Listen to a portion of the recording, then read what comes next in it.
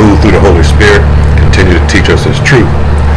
All right, so today is January 19th, 2021. All right.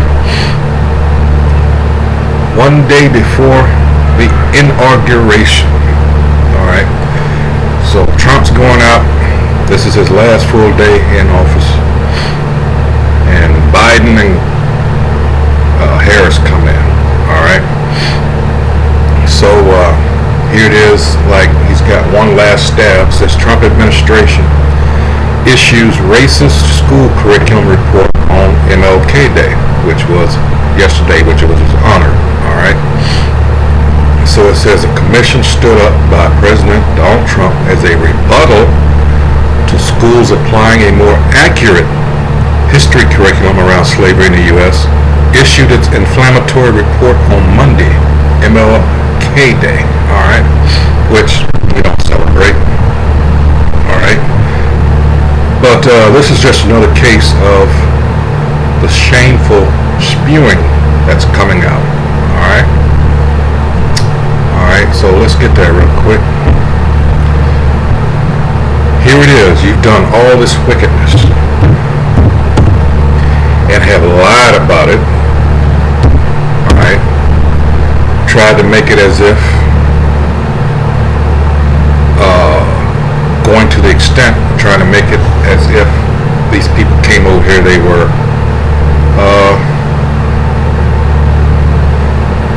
indentured servants. I've heard that. I've heard immigrants. All kinds of just stupid, idiotic BS. All right. This is Habakkuk. Actually, I'm gonna start up further than I intended. This is Habakkuk because this is who you're dealing with. All right. Habakkuk chapter 2 verse 4 says, "Behold, his soul, which is lifted up, is not upright in him.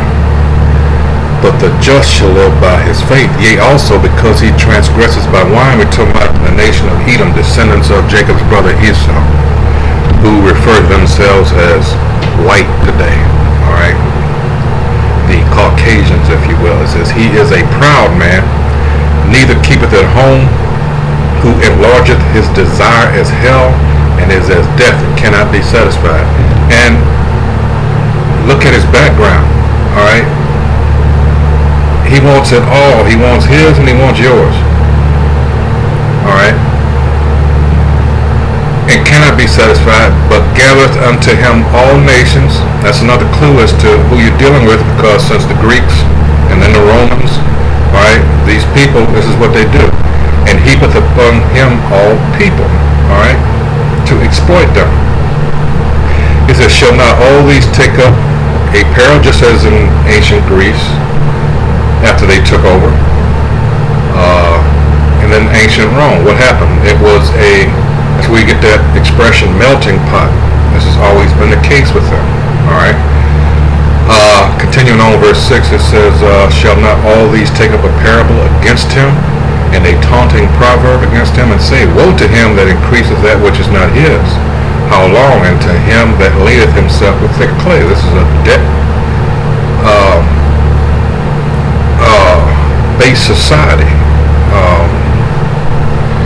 especially America here. Production ceased. Oh man, how long ago? Wow. Especially when Detroit went down. All right. What do we produce? Why? Because on top of everything else, this man is a fool. And here it is. Jake came up from the South in the early, up until around World War II, 1900s. The guy of the South, because they were being treated so bad. You had the history of the sharecropping and all that, post slavery, Civil War era. And here it is, all these truths are coming out about the wickedness that you did, and continue to do, I might add. But let's just focus on Civil War and right after. You said that you freed a certain people, which we know you did not, because when you understand what emancipate means is not talking about being free. It was just a transfer from private ownership to become wards of the government. All right, then that wasn't good enough, so he said, well, we're going to get no more. Man, we got lost all this free labor. So here comes the prison industrial complex. All right, so to sweeten it up a little bit more, here comes the Freedmen's Bureau. You promised all this, 2 acres and a mule. That didn't happen. Then Reconstruction. So you start having Jake being elected to public office. You didn't like that. Oh, in the meantime, he formed the Ku Klux Klan and the National Rifle Association. I thought it was funny the other day they declared bankruptcy, but you know, that's another story. But anyway, so you got Reconstruction. Then here comes the 14th and 15th Amendment. All right, which included supposed to be correcting things about, you know, poll tax and all that kind of stuff. Of course, you were still wicked, even though Jake had the right to vote. You were still pulling off these, you know, you just being yourself, being wicked. So, and then Jim Crow. So here we are. You always make that statement, well, pull yourself up by your own bootstraps, but every time we try to, he threw a wrench in it. All right? And you continue to do so. Dang. So now what?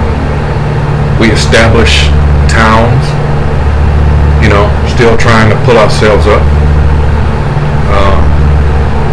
Towns such as Rosewood, and then you had Greenwood District in Tulsa there.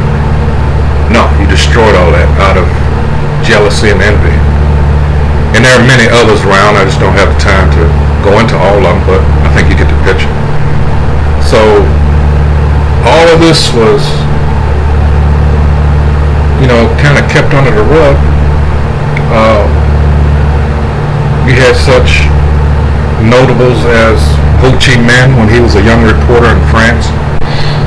He made statements as to what was being done to our people over here, and a whole host of others. So now that the truth is coming out, this devil, all right, and many like him, want to cry foul. The nerve. In fact, let's go into a word here. I don't want to take too long. The nerve. But it all goes back to one thing. Let's look up humerus.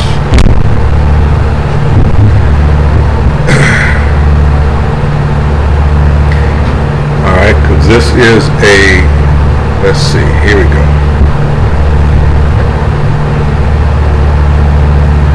His is like no other. You can go into, I might touch on Obadiah there. It says hubris describes a personality quality of extreme or foolish pride or dangerous overconfidence. Alright? Often in combination with or synonymous with arrogance. Alright? Let's go with another word. Because these devils got some nerve, you know, and this is more signifying that this devil,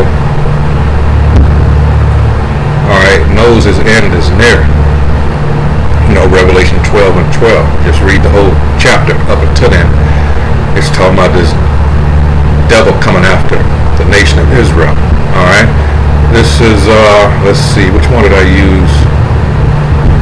This scoundrel. Alright. Here it is. As a noun, a villain, a rogue. Sound pretty good so far, huh? A worthless or villainous person. Alright. Here it is down here. An unprincipled, dishonorable person. As an adjective, mean or base in nature. Job 30th chapter. Villainous, dishonorable. Alright. It's going down here. A wicked or evil person, someone who does evil deliberately. Alright. A person who for some reason is not wanted. Someone who is morally reprehensible. A person who deserves to be hanged. A deceitful and unreliable scoundrel. Alright. Let's look at some synonyms here. Alright, say rogue, bastard. Zechariah 9 and 6. Villain, mother, heel, cheat, shit, bugger, swine, rascal, son of a bitch, asshole, scally, turd, wretch, incorrigible, motherfucker, knave, rotter, alright, reprobate, scumbag. Now, when you go back and you read, let's get it real quick, because this came up and people don't understand this, but when you apply this to the definition I just read, once it pops up, this is why you're being told, taken, it says, thou shalt not abhor an Edomite, for he is thy brother. Thou shalt not abhor an Egyptian, because thou wast a stranger in his hand. Now, if you take that on face value,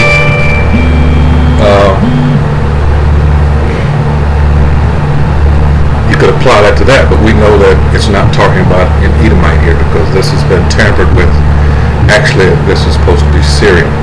Now, when you go back in Genesis, the reason this came out so is because of what? Jacob went to live with what? His relatives or kinfolk in Syria, alright? And also you got to understand the history of Abraham, alright?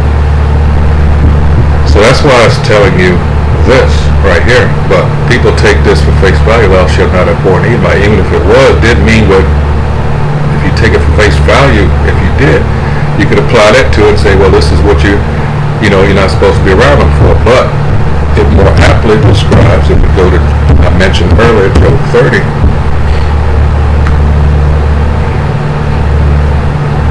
Let's just see who this is talking about. Alright? Job's present state is humiliating. It says, verse 1, it says, but now they that are younger than I have me in derision, whose fathers I would have disdained to have set the dogs in my flock. Alright, who is he talking about? He's talking about these dirty, nasty Edomites, alright, descendants of Esau. He says, yea, whereto might the strength of their hands profit me, in whom old age was perished. For want and famine they were solitary, fleeing into the wilderness in former times desolate and waste, alright, who cut up mallows by the bushes and juniper roots for their meat. They were driven forth from among men. They cried after them as after a thief. You dirty, rotten piece, to dwell in the cliffs of the valleys, in caves of the earth, and in the rocks. Among the bushes they brayed, under the nettles they were gathered together. They were children of fools, yea, children of base men. They were viler than the earth. Alright? So this is who he's talking about. This is when they were driven away, because what? They've always been the same. No matter what, when they were down low like this, or when they finally, cast the yoke off, like it says, after being under David, and then they took over that land and became known as the Greeks when they drove Japheth out. Or when they became the Romans, they're still a vile, nasty, wicked people that you see to this day. Just because they wear fancy suits, as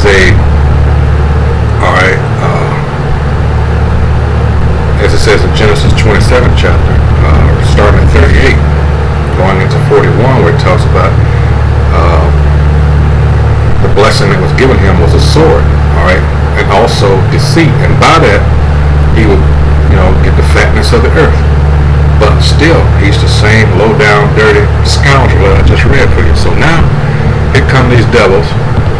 After all this, alright, they find where I was, and they want to cry foul when the truth is coming out about what they've done.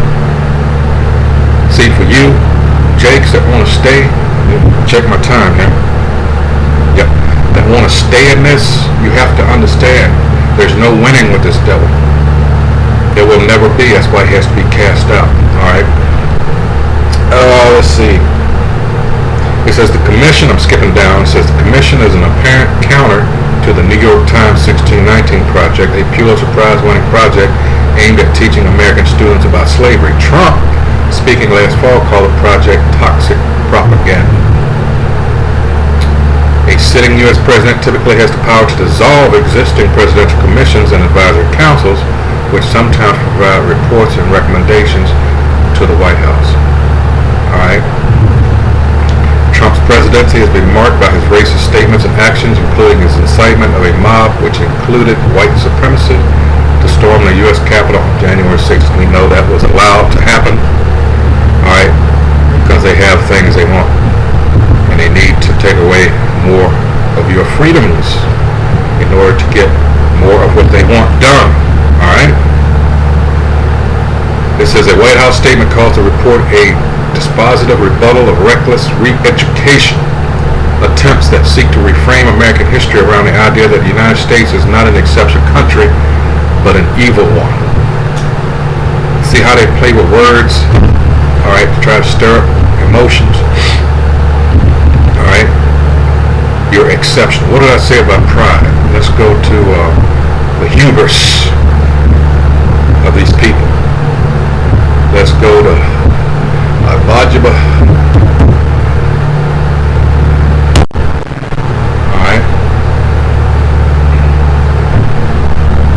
Verse 1, Obadiah. It says, Edom, so-called white people today, will be humbled. The vision of Obadiah, thus saith the Most High Yahweh concerning Edom. We have heard a rumor from the Most High Yahweh, and an ambassador is sent among the heathen. Arise ye, and let us rise up against her in battle. Behold, I have made thee small among the heathen. Thou art greatly despised. Yes, you are among all the heathen. He says, the pride of thine heart hath deceived thee, thou that dwellest in the clefts of the rock, whose habitation is high, that saith in his heart, who shall bring me down to the ground? Hubris.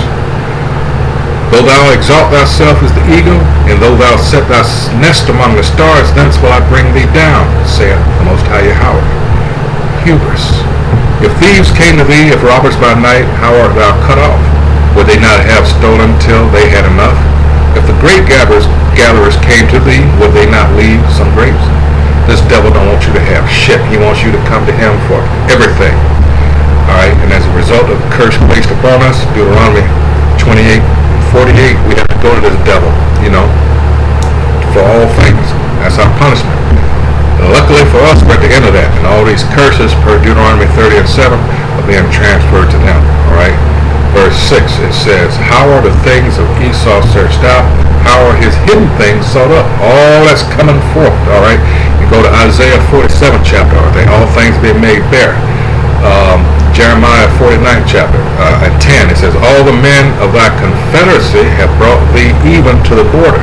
The men that were at peace with thee have deceived thee. Nobody likes you. And prevailed against thee. They that eat thy bread have laid a wound under thee. There is none understanding in here.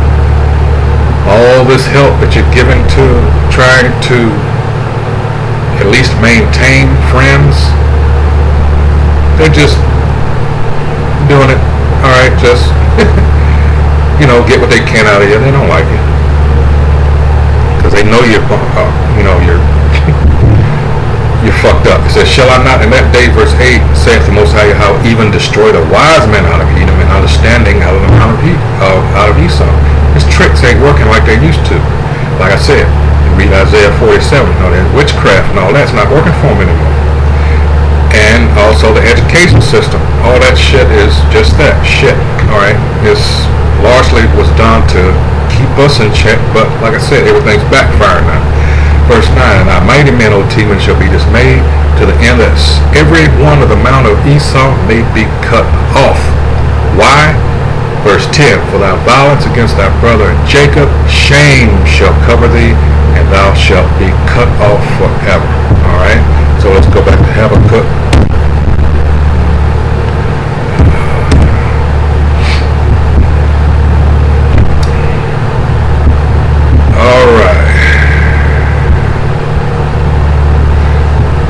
This is Habakkuk chapter 2. I'm just going to have to skip down because of time.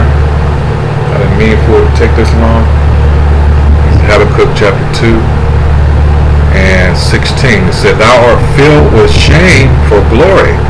Drink thou also, and let thy foreskin be uncovered. The cup of the Most High Yahweh's right hand shall be turned unto thee, and shameful spewing shall be on thy glory. Everybody's finding out all the dirt that you did, especially to our people. Alright, this is Proverbs 3. Got the nerve to be offended. You're offended. All the crap our people got to put up on a daily, and you want to be offended? You think someone actually cares if you're offended? This is Proverbs chapter 3 verse 35.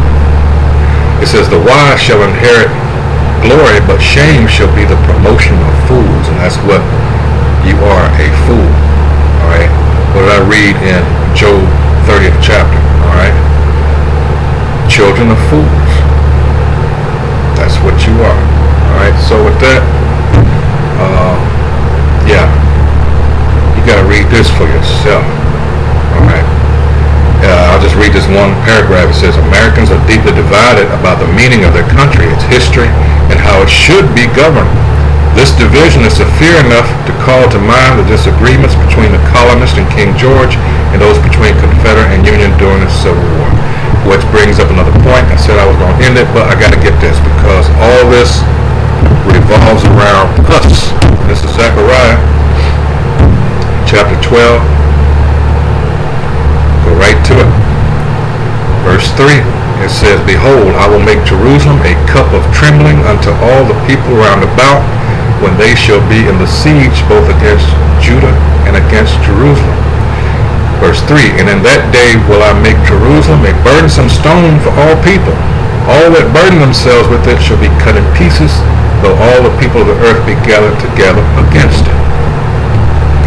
Psalms 83rd chapter. Alright, so now, with that, I hope the reviews is edified. Of course, we're still putting out videos, alright, for anyone to see in hopes of waking up the remaining, hopefully, elect. So with that, call Allah Yahweh, Ba'ashim Yahushua, Ba'ashim Karpadash. Once again, double honors to the apostles and elders of Great Millstone, who through the Holy Spirit continue to teach us this truth.